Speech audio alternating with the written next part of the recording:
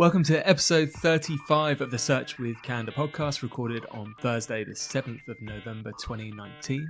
My name is Mark Williams-Cook, and today I'm joined by Andrew Smith. Hello. Andrew is an SEO consultant, founder of Olive Pods, and ex-head of SEO for Expedia, CheapFlights, eDreams, some of the biggest names on the web. We're going to be talking to Andrew today all about big site SEO, the challenges and the things he's learned over his well over a decade in SEO.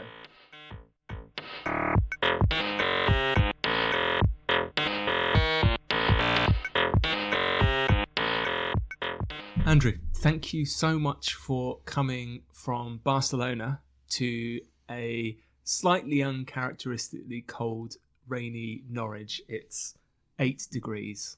How does that make you feel? Well, thank you for having me. It's good to be here. I'm not really sure it's uncharacteristic though, is it? Let's be honest. I'm trying to sell it that it's uncharacteristically. Normally, it's almost, you couldn't tell the difference between here and Barcelona normally. Yeah, on Monday it was about 25 degrees in Barcelona, so it was nice. Here it's freezing cold and raining, but yeah, it's all good. You're going to do a talk tonight at Search Norwich, which is brilliant, all about big site SEO. And I would say big site SEO is something you particularly have a lot of experience in. Do you want to just define what you mean when you say big site SEO, whether that means literally like a site with lots of pages or lots of traffic or both? And what kind of scale are we talking about? Sure. So yeah, it is sites. I don't know. I mean, I suppose my definition of a big site is probably anything over like 100,000 pages. And it's quite different challenges that you deal with in terms of traffic. I don't know, we're talking like millions and millions of visits, per month. So it varies from market to market. But I think it's also, if you work at a company that maybe has a site in every market, perhaps it's got like hundreds of markets that it's in. It's not only one site that has 1 million pages, it's maybe 40, 50, 100 sites that have 1 million pages. So there's different challenges that come with that. So for me, that's in online travel, that's where most of my experience is. Generally, it's websites that have around about the 1 to 2 million pages mark. So that is big. So what would you say yourself is the main differences between big site SEO and small site SEO? It's the scale of problems that you have to deal with. So, for example, what do you do to figure out content across, if you've got a small site with less than 1,000 pages, you can figure out content for that. You can figure out the content that's going to go on most of that site. Maybe it's going to be a lot of blog content. But when you've got maybe 50,000 routes, flights from X to Y, how do you figure out content for that? How do you figure out exactly what's going to go on those pages, what's going to be good for users? How are you going to do internal linking? So if you've got a 1,000-page website, it's quite easy to do internal linking and maybe get everything like 4 clicks away from the homepage.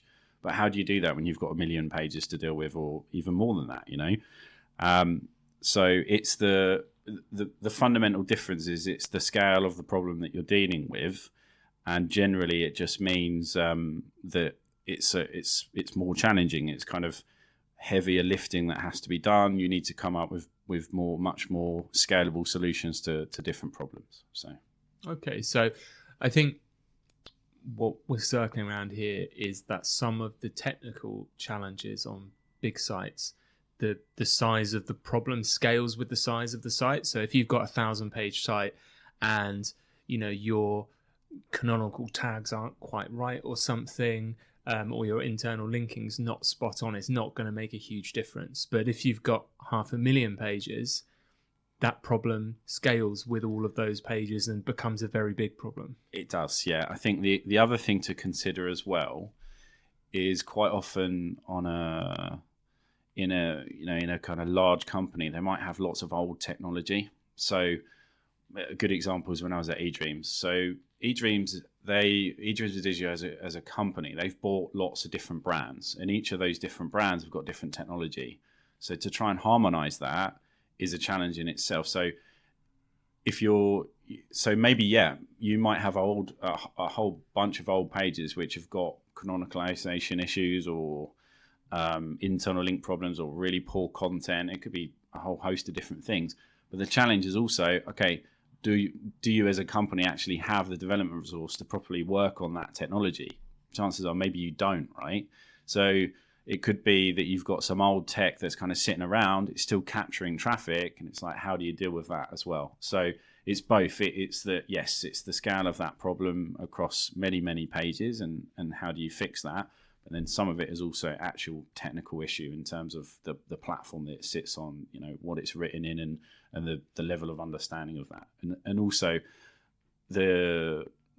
some of those technologies that are maybe a bit older, they're a lot less flexible. So it's physically harder to actually do that. You don't necessarily have some companies are great. They have a CMS, for everything. It's all kind of on one platform. It's super streamlined and easy to do. And that's, as an SEO in a big company, that's what you want. That's what you're aiming for. But it's rarely the reality. Exactly. I don't think it is the reality for most. It's a lot more hard graft and kind of fixing stuff, and lots of smaller tickets to maybe do stuff, which is because it's not as flexible as you'd like it to be. I think that's definitely something agencies miss sometimes when they try and engage or help these larger sites coming from the outside, not knowing the technical depth, the history. I've seen people kind of scoff and be like, oh, well, they haven't even done this and they haven't even done this. But actually, it's not because, incompetent people or idiots are working there. It's actually because there's this multi-layer of challenges. It might, be internal politics. It might be technology. It might be resource that they know it needs to be done. It's just there are other things that are bigger fires that need putting out first. Yeah, exactly that. And I think some of it is you also wrap up some of these fixes, like SEOs within my teams we know about the issues that are there, but it's that we've got some other bigger challenges that we're dealing with, and some of it is for example, I think about a set of pages that we had on a Podo in Germany, and those were they were a set of like holidays pages, so it was like holidays to a particular destination, and actually a lot of that content was coming from a third party, and I think it was Traveltainment, and a lot of that content's coming in on a kind of set of pages which have been around for ages. They're sat there, and they've got fundamental problems with kind of how we deal with it. But we know that in parallel, we're working on our own set of pages, right? We're working on a set of landing pages to replace these. So it's like, okay, once we've migrated and kind of got those pages ready, connected to a CMS that's more scalable, it's like we're going to solve all those problems. So a lot of it is identified and understood, and it just becomes it's a big sort of juggling act in terms of what do you prioritize and what do you focus on, and that could be both at a technology level but also at a market level. So we try to tackle problems in a scalable way. So we try to solve an issue that we know. Once we do it in a particular way, we're then going to solve that across 40 markets rather than just trying to solve it on one or two. We talked about identifying some of these issues with large sites, and there is the kind of run-of-the-mill tools that every SEO will use, like Google Search Console, obviously analytics. You've got desktop tools like Screaming Frog, Sitebulb, and then you've got kind of the platforms like Systrix, SEMrush, those kind of things. Are there any particular tools that you find that you go to or have been particularly helpful with big site SEO? Because obviously, especially desktop tools, it's obvious they're not suitable for crawling millions of pages. Your laptop will melt trying to do it. And even things like Google Search Console, the interface itself isn't up to really getting to the bottom of issues when you've got that many pages. So how do you tackle that, and what tools have you used that have been helpful? Yeah, so I think you can use some desktop tools if you think about. So don't try to identify every single possible issue is kind of my advice. It's like separate the site out into sections and think, okay, look, we know that we've got issues with a particular section. Maybe it's your I don't know, your blue widget section, right? It's like, I'm going to take that section of the site, I'm going to crawl it. I know that roughly there's 20,000 pages. On travel, it can be quite easy because usually there's some sort of geography data. So you take the geography data and you can kind of estimate how many pages are going to exist based on that. So you can use tools like Screaming Frog if you restrict the part of the site that you're looking at and kind of limit that based on the URL structure. But there's a couple. So one I would say is like the decent log file analyzer, something like Botify. I've used in the past and it's good. It's expensive, but quite often you're going to get a lot of value out of it. And then I'd say it's kind of custom tools, right? So like you talked about Search Console. We would build a little tool that would sit on top of that to extract data out of it so that we can log it and we can keep it over a longer period of time. We can then do like year-on-year analysis and assessment. I think another one that's sort of key is your ability to do A/B testing. So traditional sort of A/B testing is you're going to split the user behavior. So you've got one page or maybe a set of pages, and you're going to send the user to a different kind of version of that. SEO A/B testing is quite different. So I sort of call it like horizontal A/B testing. And you can only really do it well if you've got a very big website to deal with. But let's say, for example, you want to test out a new piece of content or some sort of new functionality on your flights to city landing pages. Well, you can split those up. You can split those up across, if you've got 100,000 of those pages, you can say, okay, look, I'm going to randomly assign this version of the meta description or the title tag or the boilerplate content that's on there or whatever else it is. And then you really need to be able to compare that. And ultimately, what you're looking for is an increase in traffic on the version that you're testing against. But the only way you can really do that is across a very large set of pages. So if you've got 100,000 pages, maybe you're going to run it on 20,000 of them, 50,000, whatever, right? But you're going to do it at the template level, and then you're going to measure the performance at the template level. And that, I think, that's probably the most important one, because then you can approach SEO in a much more scientific way. You can properly assess, okay, what is this feature on these set of landing pages? What does it actually mean? What does it actually do? TripAdvisor were probably, I would say, the most advanced at that, right? But they were doing A/B testing in SEO like over 10 years ago, and so there are some features that you would find on TripAdvisor that look a bit unusual and a bit weird, and it's because they've tested it and found that it works better for SEO.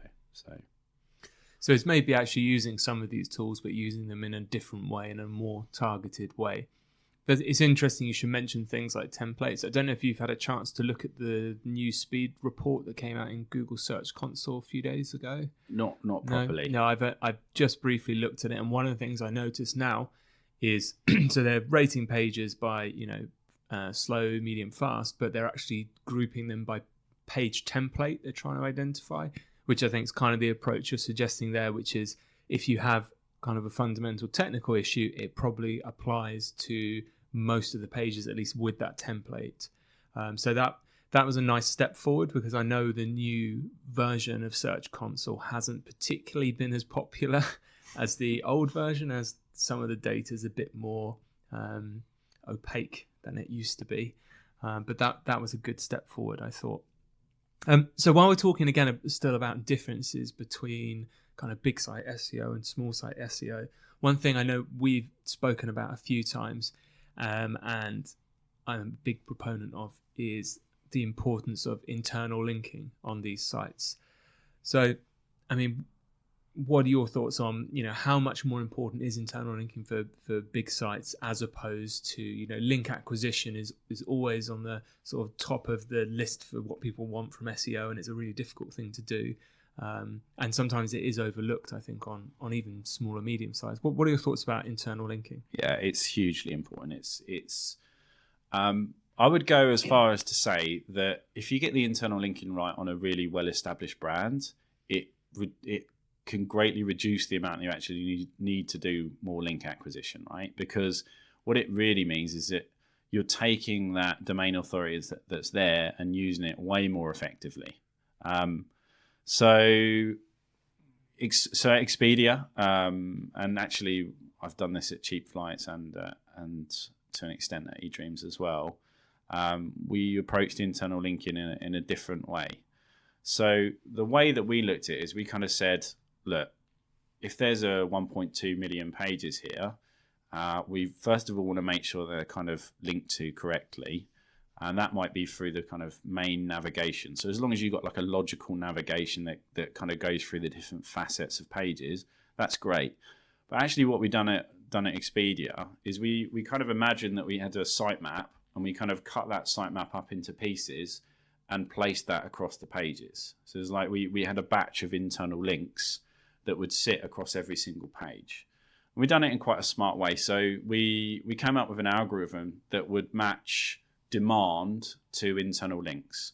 So we'd effectively say, okay, well, what is the search volume of flights to New York compared to hotels in Timbuktu? It's like we had an algorithm and a kind of system that we came up with that would effectively increase the number of internal links based on the demand of that particular keyword. Now, this is, we're talking years ago that we've done this, but I still think the logic stands to reason. It's like you're telling Google, hey, this page is more important. It's more important because there's a greater demand for it. Therefore, there should be more internal links that point to it. So there's other sites that do this quite well. I think Home2Go is a pretty good example of the way that they approach internal linking. They've got lots of internal linking happening on their destination pages. And TripAdvisor had a technology for this. Hotels.com, they built a technology for this after we got it right on Expedia. So yeah, it's hugely important, but I think you can kind of think of it this way. It's like, if you've got a page in your information architecture, don't necessarily think to yourself, oh, this is a crap page. This is a page that is quite weak in content, it's quite poor. We try to think of it as, okay, well, what does that page already do? It's like, does it already get some traffic? Yes, it does. Okay, well, therefore, then that can contribute to something else in the site. So what else can it link to? How else? So for us, it was like, rather than cut down pages and try and actually cut down the content that sat on the site, it's like, okay, how do we leverage it better? Like, yeah, okay, we know. So it's if they're weak, there's always going to be weak pages on a big site. You're always going to have some thin content. So it's like, think about how do you improve the kind of the pages themselves at the higher up in the hierarchy. How do you improve the content? How do you improve the template? So it's like the minimum kind of viable page. Make sure it's decent enough to be in the index. So it's kind of justifiable. So that if it ranks and you get traffic to it, it's like you're not looking at it thinking, my God, why is this page ranking? Yeah. And then that then gives you the opportunity to take that page and link elsewhere with it.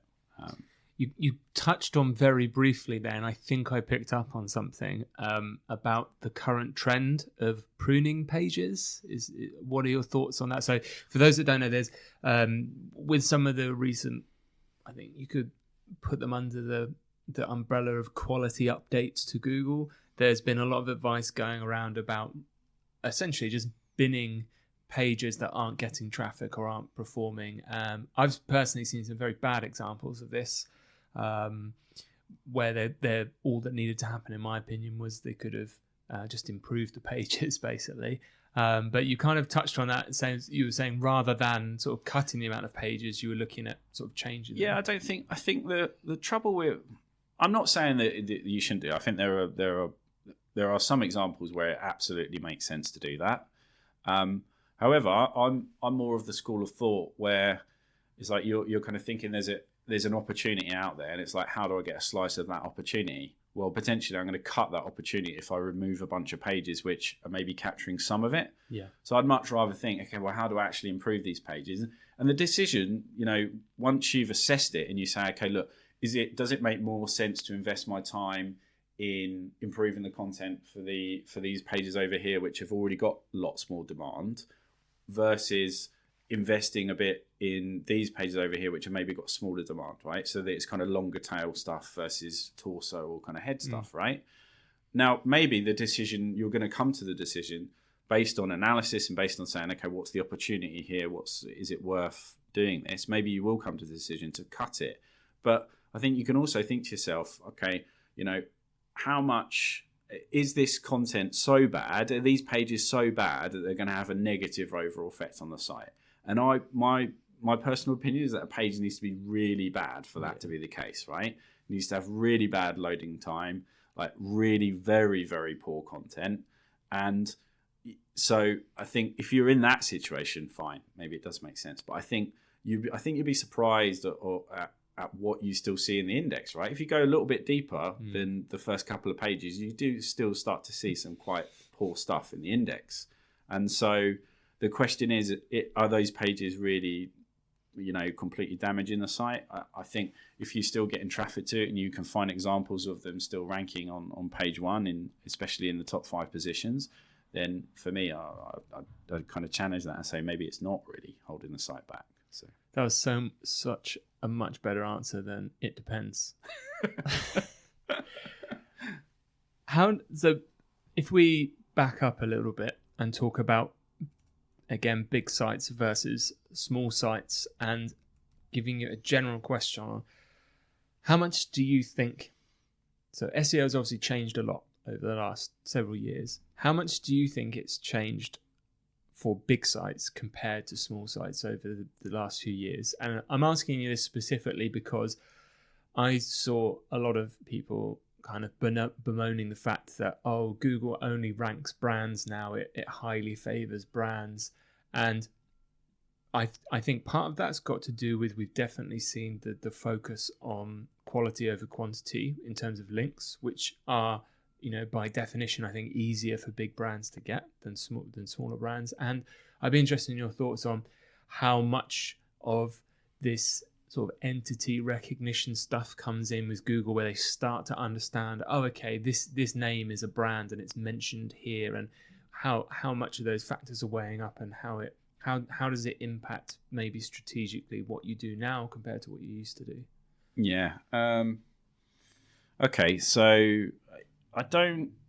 for me, I think it's been about Google's sort of understanding of content that's probably changed the most, right? And yes, I think the domains which are already really strong, it's very hard in an index which is so heavily dependent on links to sort of shift that, right?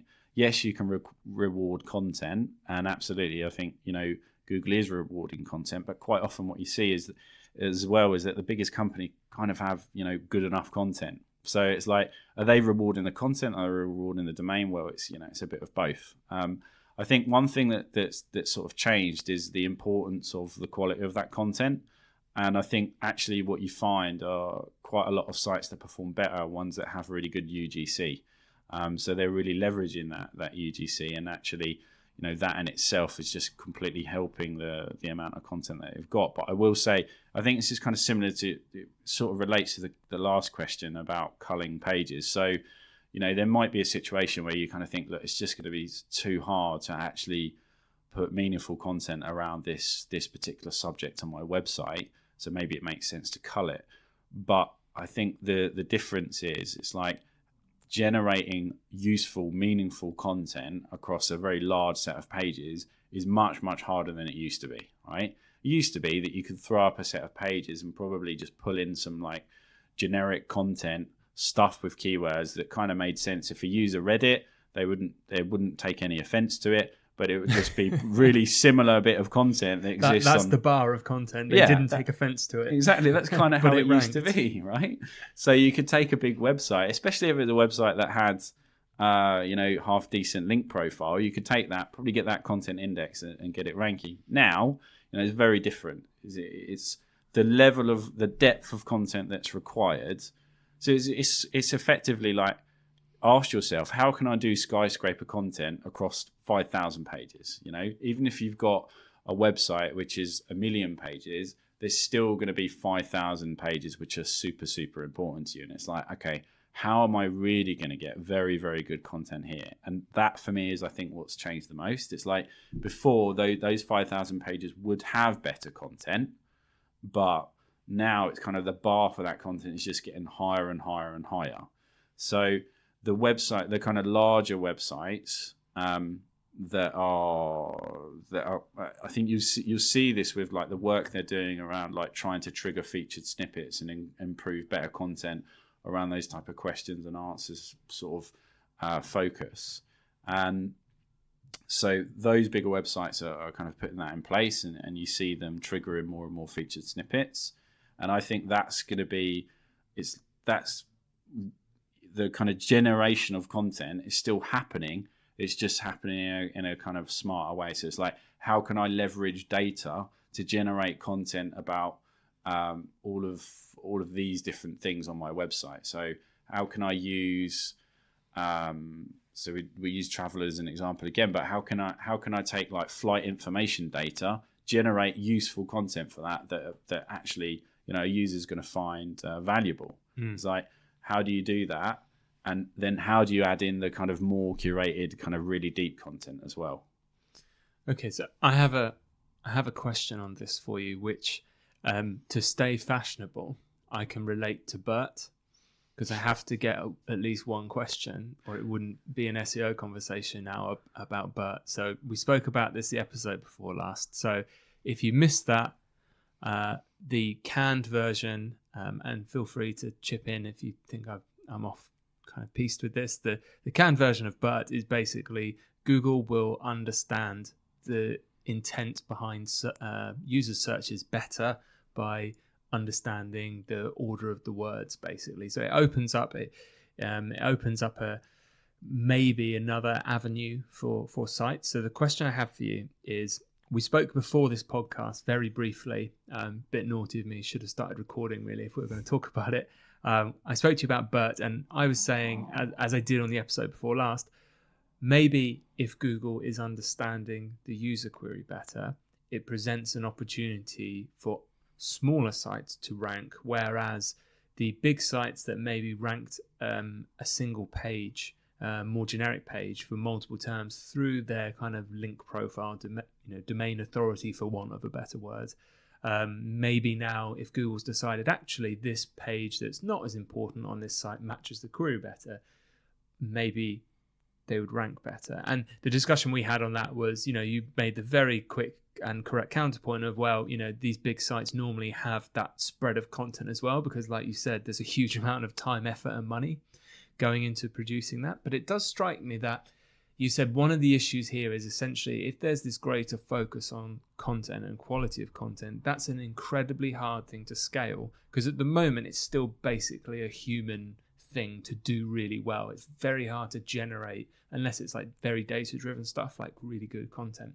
So I guess my question is, do you think Bert and similar updates like RankBrain maybe give smaller sites an opportunity, in that if I see a big site's got a whole set of pages that are generated and put together and are pretty useful, if I think, okay, right, I'm going to get these experts in and really smash it and just completely trounce them on content quality, so I'm just only picking my battles with certain pages, do you think the new algorithm might give them a snowball's hell chance to rank, or do you think it's still going to we're going to see more brands dominating search? I really hope it's that way, but I don't think it's going to be that way, because I think you'll find that the larger websites, take Amazon as an example, Amazon have got so many pages which are effectively going to answer a query in a slightly different way. It's like, why wouldn't Google just rank that other Amazon page over the first page that they were ranking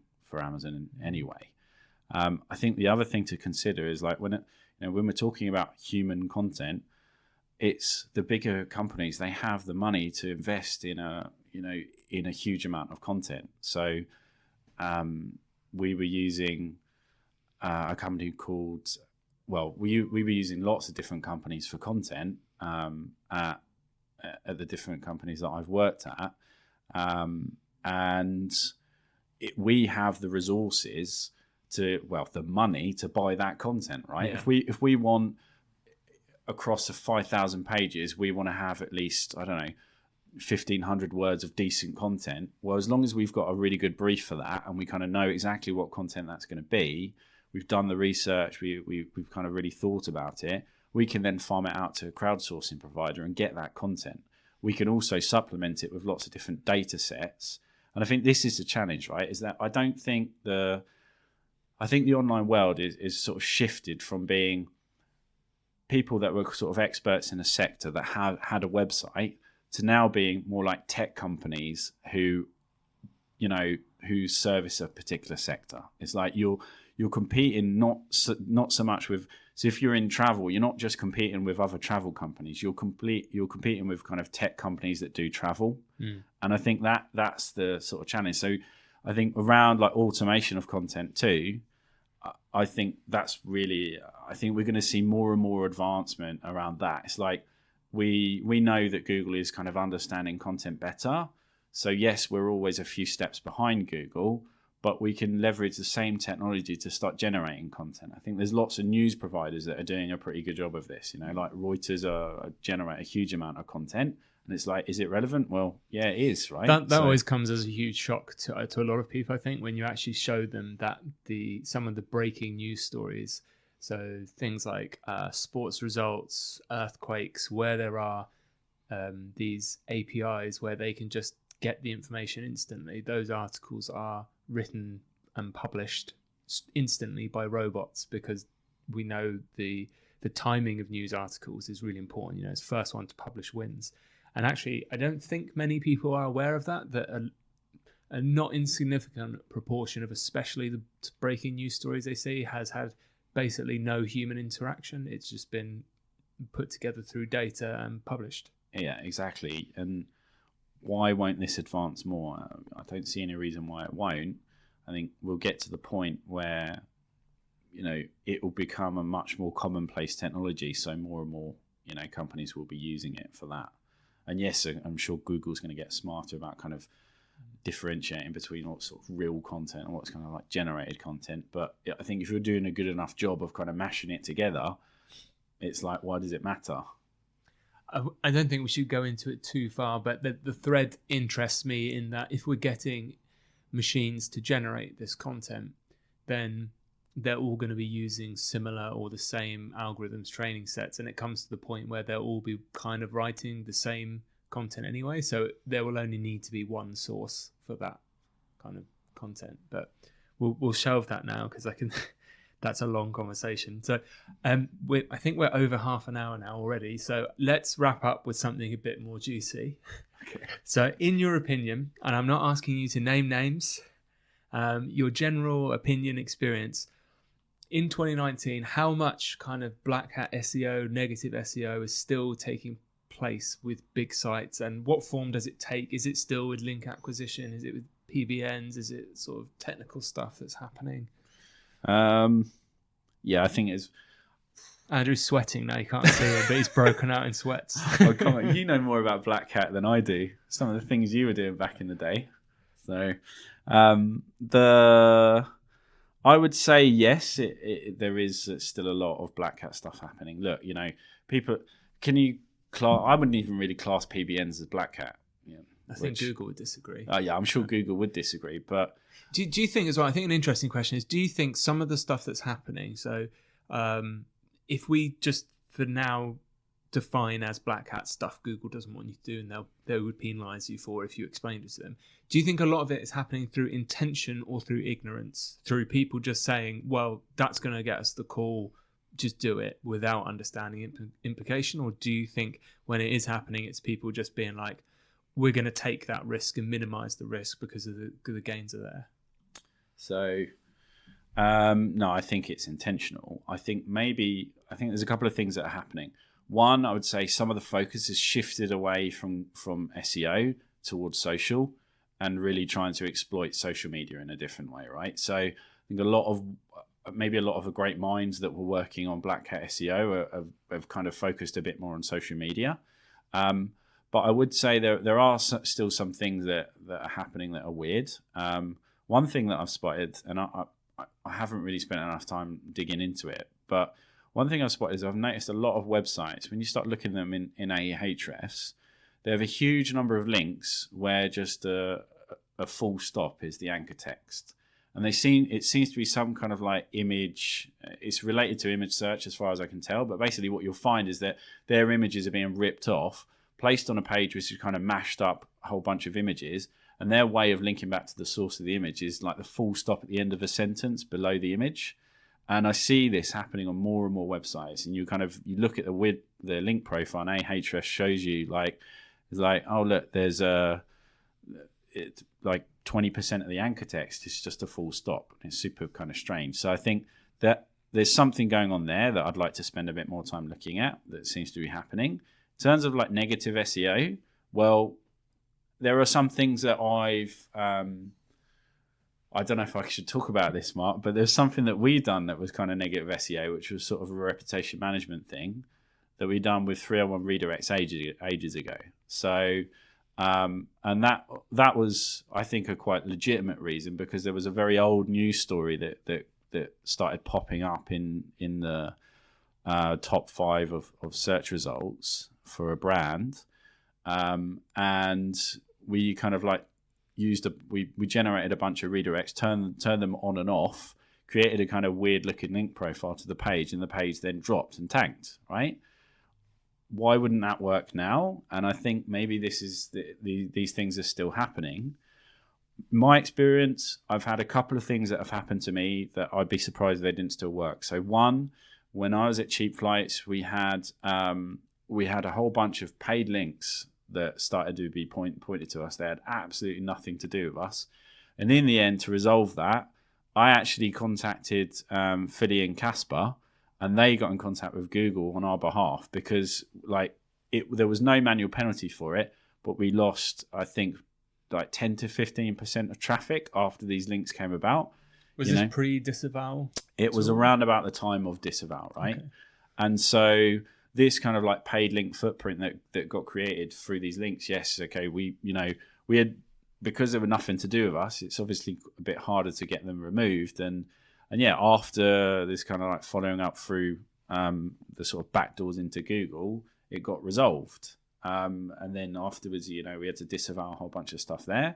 There's another example where I worked for a different company. It was in retail, and they had like widgets, and this is kind of goes back to your example of like, is it through fault of their own or is it intentional? This was kind of unintentional, but they had lots of review content that was being hosted externally on other websites. So it's their content that was being shown next to products on other websites. And one particular website decided to hide the links that referred back to that brand. So they just made them hidden links, and they lost 30% of their traffic overnight.